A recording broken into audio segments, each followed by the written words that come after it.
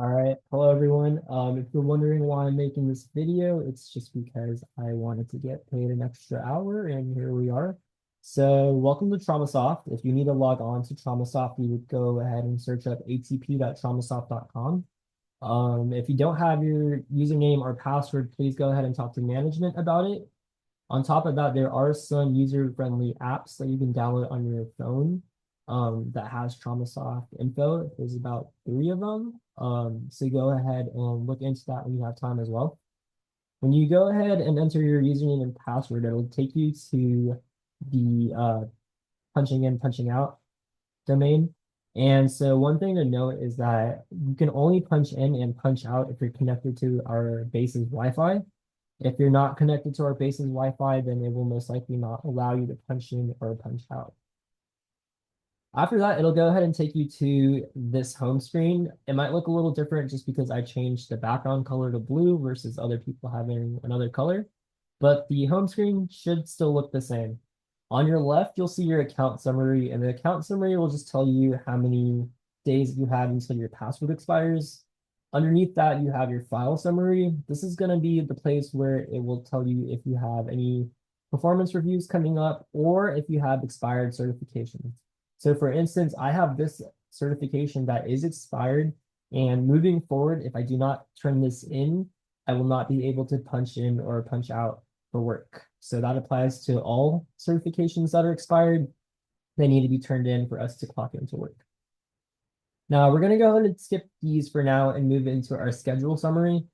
The schedule summary will tell you a lot of things. So first, the next 3 shifts that you have assigned will appear right here.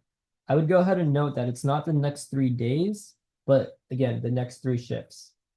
Then down here, you'll have your open shifts, and this is essentially where we may have some open shifts for us to take. So what I have access to right now is the following. And if I wanted to take this shift right here, I would just click OK. It'll take me to a separate application, and it should be sent directly to your supervisor.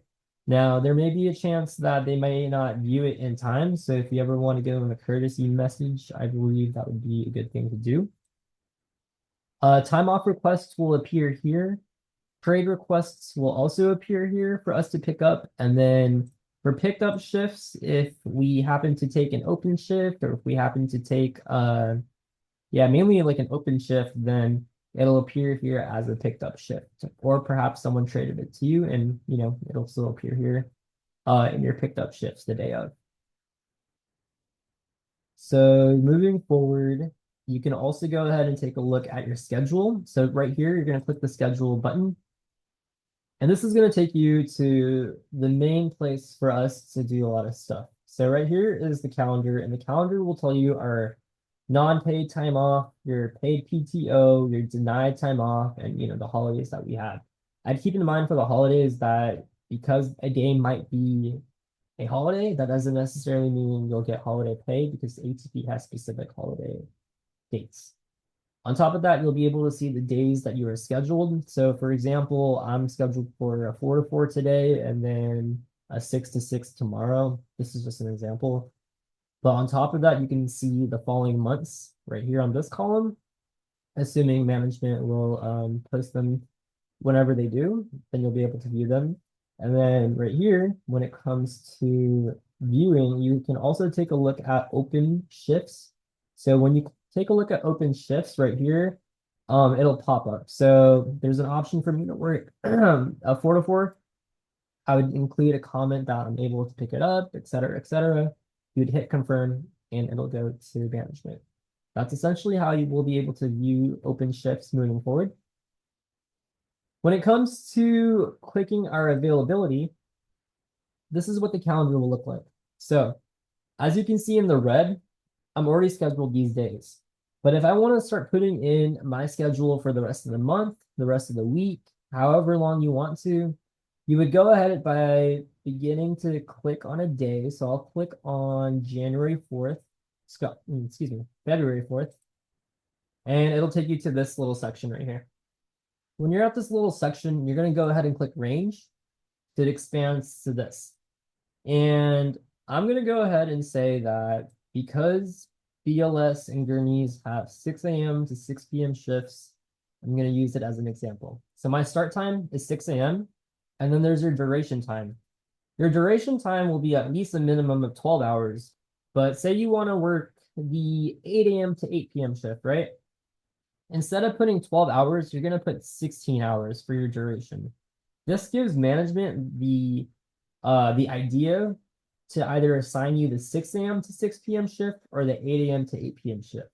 So you're more than likely wanting to perhaps add more hours here. So it gives management more flexibility in choosing which time you work.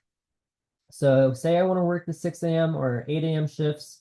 I actually only want to do it, maybe Monday, Wednesday, Friday. It gives you the options for Monday through Friday, Monday, Wednesday, Friday, Tuesday, Thursday, Tuesday, Thursday, Saturday, Monday, Thursday, and Thursday, Friday. Excuse me, Tuesday, Friday. So I'm going to go ahead and do Monday, Wednesday, Friday. Notice how it excludes every other day besides Monday, Wednesday, and Friday. I'm going to go ahead and say that I want to work this consistently. So I'm going to do every Monday, Wednesday, Friday, but I also have the opportunity to change it up to the first Monday, Wednesday, Friday, or the third, or every other. It gives you an opportunity to really be very specific. Now, you always need to put an end time of when you want to stop this consistency. So for me, let's say I start on the 4th right here. I'm going to go ahead and end it on the 27th. And I'm just going to go ahead and click add availability. We're going to go to February. And you can see all of my shifts here for either the 6 a.m. or the 8 a.m. shift. Now, if I don't want to work this day and it's still in the blue, all you need to do is click on it and click delete availability. You have to click on it twice and it'll exclude just for that day. And you can do that for any of these days. So go ahead and keep that in mind. And you can even adjust the amount of hours you want to work. And by what I mean by that is if you originally only wanted to do the 6 a.m. to 6 p.m. shift, but now you want to do the 2 p.m. to 2 a.m. shift, if you increase your duration hours, it'll go ahead and show to management that you're able to work, the 2 p.m. to 2 a.m. shift and so forth. On top of that, you can only change these when they're blue. So keep in mind, once they're red, they are set in stone and they are scheduled. Now, if I were to exit out of this, the other options here are shift substitutions, shift trades, request for time off, picking up shifts, all right? Shift trades are just like what we were talking about before. If you want to change with a coworker, you would go here, you would click shift trades, you would, click one of the shifts that you want to trade, you would add the reason why. You don't need to specify an acceptor because it does give you the option for everyone right now, but it should generally just go to management. You'd click your confirmation, and then moving forward, it'll go ahead and go into submitted, and then it'll be pending approval. And if there are other people who wish to trade, it'll pop up right here. It's a little bit different, but essentially going back, you click request, it'll go down here. Someone else wants to trade, it'll appear here and it'll do its magic. Now, going into request for time off, similarly, if you want to request for time off now, you would just click the specific day. You click how many hours or all day. You'd click the end date and the end time, and you'd explain your reasoning and you'd click submit. So that leaves shift substitutions as the last thing. Oh, excuse me. There's also picking up shifts. So if you want to pick up a shift, this is again another place where we can view all the shifts that are open. So you can view it on the home page and then you can view it on the schedule page as well. Going into shift substitutions, this is a little tricky, but say that you want to drop your shift and you don't want to trade it, but you want to drop it. And perhaps somebody decides to pick up the shift, right? And they tell you, hey, I'm down for it, I'll pick it up. If they pick it up, then that's great.